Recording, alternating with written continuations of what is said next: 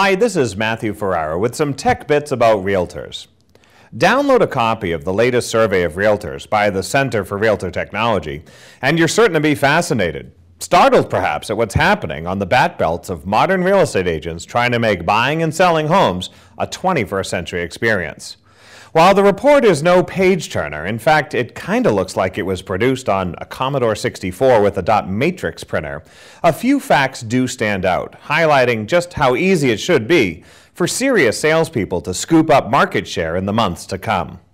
And all you really need, it seems, would be a BlackBerry and $1,000. Speaking of BlackBerries, the report tells us that a whopping 32% of respondents said they used one as their primary mobile phone. But the report barely breaks 50% of all realtors using any smartphone, whether it's a Palm, BlackBerry, or iPhone. That means consumers have a 50-50 shot of their agent having mobile access to email, MLS data, or social networking. Now, I wonder just how many Gen Y buyers can do that kind of stuff, but I digress. Of course, who needs a smartphone when the top 3 methods for keeping in contact with past clients was, in order now, email, phone calls, and postal mail. Surely you can always boot up your Windows 95 machine, then log on to AOL and send out those emails, right? Plus crank out some all caps labels to send out your holiday cards. No hope for active clients either, because the survey says that the same tools were used in the same order. A quarter of realtors rank social networking for business purposes, while another 25% actually said they were not sure what they're supposed to be doing with social networking, joining 16% who just said, we won't use it at all. Now, where did I put my envelope sealer? That damn paper cut again. No surprise when you get to page 10 of the report and learn that 54% of the respondents did only 1 to 10 deals in the last 12 months. Too bad the survey doesn't break it down a little further, because I'm betting that it's a lot closer to 1 than it is to 10. Ironically, 73% of the respondents said they use the internet to shop online for both business and personal reasons. Yet, a third of them had never used YouTube. Almost 6 in 10 had never downloaded a podcast. iTunes, YouTube, it's all for kids, right? And 1 in 5 had never sent a text message. Well, it's kind of hard on your N.A.R. bag phone. For those realtors who are trying to avoid that 1 penny per email message government fee, remember that email that went around? It appears that their strategy of hiding behind the tin can era email system seems to be working just right. Almost 1 in 3 realtors were using some form of web-based email, like Yahoo or Google, for their primary email system, while 14% was still using Outlook Express. Now, stop giggling, because 6% are actually keeping AOL on life support. The rest were making a few blips on flatliners like Earthlink or Comcast or AT&T Mail or other obscure systems. Only a third of realtors were using Outlook, and the survey doesn't mention whether that was downloaded Outlook or corporate exchange server Outlook. Still, 2 out of 3 messages, it appears, that are potentially related to the largest financial transaction a consumer can make are likely to be transacted on a public, unaccountable, can't be reached tech support, and is it really confidential email system. But no worries there. In the you don't say category, 33% of respondents rank their MLS system's value as neutral to poor. That's an amazing number for something that you have to pay for every month. Now, of course, most MLS systems are kind of monopolies. It's not like the local realtor really has a lot of choice.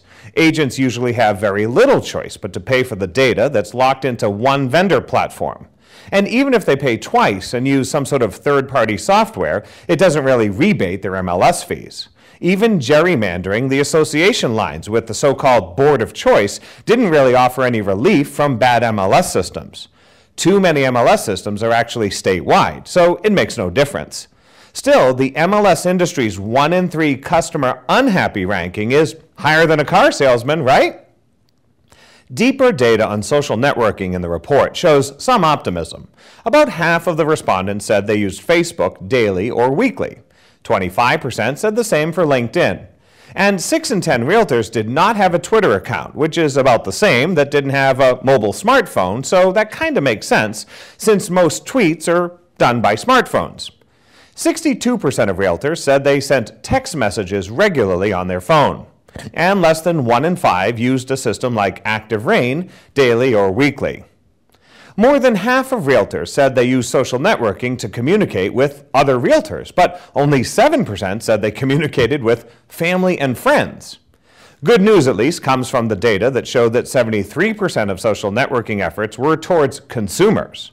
That's good because most realtors also indicated that the very important source of their business was repeat clients, as well as referrals, nearly 30% higher than plain old internet advertising. So that's pretty cool. Somewhere amongst the bank transfers from Nigeria, however, it seems that 1 in 4 realtors didn't get the memo that making consumers register for listing information on their websites is not such a hot idea. It's likely they made up a higher proportion of the 73% of realtors who also said that they were not satisfied with the number of leads that their website generated. And since they didn't receive enough email from former clients, it really makes us wonder how they're staying connected. Amongst the weirder questions asked by the survey was, if you use mapping features from your MLS, which elements do you find useful? I don't get that question. Shouldn't we be asking that of consumers, not realtors? Who really cares if 13% of realtors use their mapping feature to find a place of worship, or 23% use the map to find a house number? Of course, the 71% who said they used mapping to create driving directions does make some sense, considering they don't have a fancy schmancy smartphone with GPS to help them get there. So maybe now I get it. In the end, it always comes down to money, so let's run the numbers. Looks like 49% of realtors spent about $100 to $100 a month on productivity technology.